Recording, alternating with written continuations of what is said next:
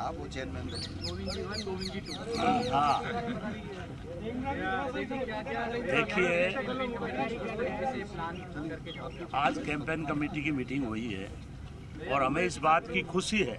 इस campaign committee में एक तो जो साधारण व्यक्ति उनको मेंबर बनाया गया, मेरे जैसे साधारण व्यक्ति को इसका चेयरपर्सन बनाया गया और ये कमेटी इतनी महत्वपूर्ण है कि जिसमें मुख्यमंत्री जी और प्रदेश अध्यक्ष जी जिन्होंने अभी डिटेल से सारी बातें आपके सामने रखी है। और मुझे इस बात की खुशी है कि मैं एक ऐसे पार्टी का सिपाही हूँ जिसने इस देश को आज़ादी दिलाई, जिसने इस देश के संविधान को मजबूत किया और जो संविधान की अवधारणा है कि सबको समानता, सबको स्वतंत्रता, उसको मजबूत करने का काम जो है कांग्रेस कर रही है।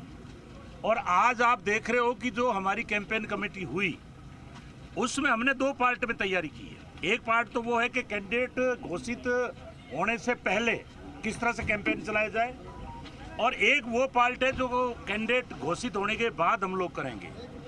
अभी जिस तरह से आपने बात उठाई ज्योति मिर्धा जी की, अध्यक्ष जी ने ठीक कहा कि वो 4 साल से सक्रिय ही नहीं है, लेकिन मैं एक बात कहना चाहूँगा कि ज्योति मिर्धा जी आप डूबते हुए जहाज में सवार हो गए हो। ये भारतीय जनता पार्टी जो पूरे देश में केरोसिन छिड़क रही है, जाति और धर्म के लोगों को लड़ाने का काम कर रही है।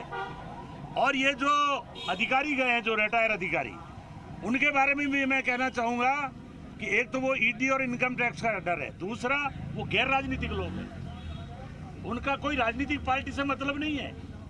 उनका सोच ये है कि कांग्रेस जब तक राज में, कांग्रेस की हाजिरी भर दो। और अब किसी ने भ्रम फैला दिया कि भाई राज बदल सकता है तो उधर चले गए। वो कोई परमानेंट उनका एड्रेस नहीं है। और विशेषकर अगर आप देखोगे तो जो रिजर्व अधिकारी हैं, रिजर्व सीटों से जीत के वो जो अधिकारी हैं वो ज़्यादातर बीजेपी में गए हैं, क्योंकि उन्होंने न तो संविधान पढ़ा, न बाबा साहब अम्बेडकर की थ्योरी पढ़ी और ना कांग्रेस का इतिहास पढ़ा। उनको तो ये है कि रिटायरमेंट के बाद हमें आराम कैसे मिले। जैसे अर्जुन राम जी है, अर्जुन राम जी 60 साल तक ABCD नहीं जानते थे राजनीति की, ना उनका कोई सामाजिक आंदोलन है। और जब कोरोना आया तो भाभी जी के पापड़ लेके खड़े हो गए कि भाभी जी के पापड़ खाओ और कोरोना भगाओ। अब वो दिन रात मोदी जी के गुण गा रहे हैं, स्वर्णिम काल है। अरे पूरे देश का बेड़ा गर्क हो गया, डेमोक्रेसी खत्म हो रही है, सारी संवैधानिक संस्थाएं बेच दी, बैंक सारे दिवालिये कर दिए। आज पूरे विश्व के अंदर, पूरे मीडिया में, विश्व में जितनी भर्त्सना बीजेपी की गवर्नमेंट केंद्र की होती है उतनी पूरे देश विषय में कहीं और किसी की नहीं होती। इसलिए आपका जो चौथा स्तंभ है मीडिया, मैं तो आपसे भी निवेदन करना चाहूंगा कि जब डेमोक्रेसी बनी उसमें 4 स्तंभ होते हैं। सबसे ऊपर सरकार, दूसरे नंबर पे न्यायपालिका, तीसरे नंबर पे प्रशासन और चौथे नंबर पे मीडिया। आपकी ड्यूटी है, अगर हम सरकार में गलती करें तो हमें बताओ। लेकिन दुर्भाग्य देखिए कि प्रधान मोदी जी जो है, प्रधानमंत्री कहते थे मैं प्रधान सेवक हूं और 9 साल में एक भी दिन मीडिया के सामने आके नहीं बोला है।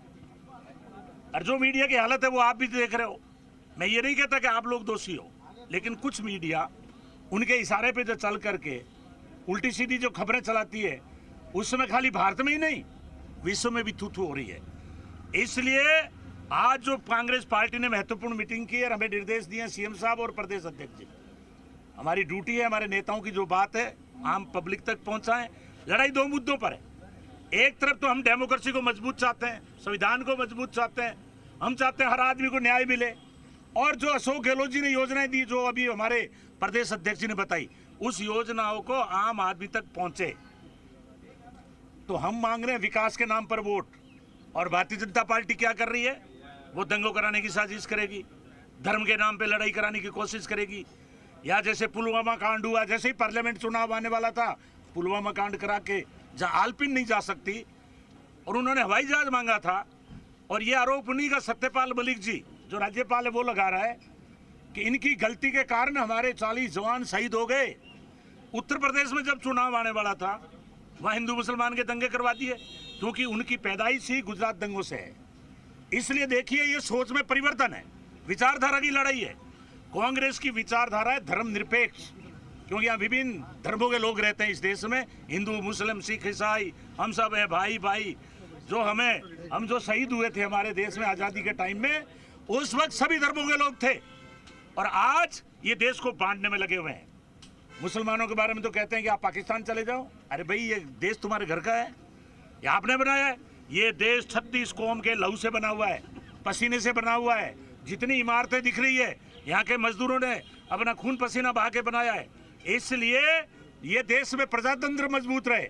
हमारे नेता राहुल गांधी जी का एक ही नारा है कि जब उन्होंने पार्लियामेंट में अडानी पे बोलना शुरू किया, जब उन्होंने महंगाई पे बोलना शुरू किया, जब उन्होंने कहा कि अडानी के खाते में 20,000 करोड़ रुपए मोदी जी किसके हैं, उनको पार्लियामेंट से बाहर कर दिया।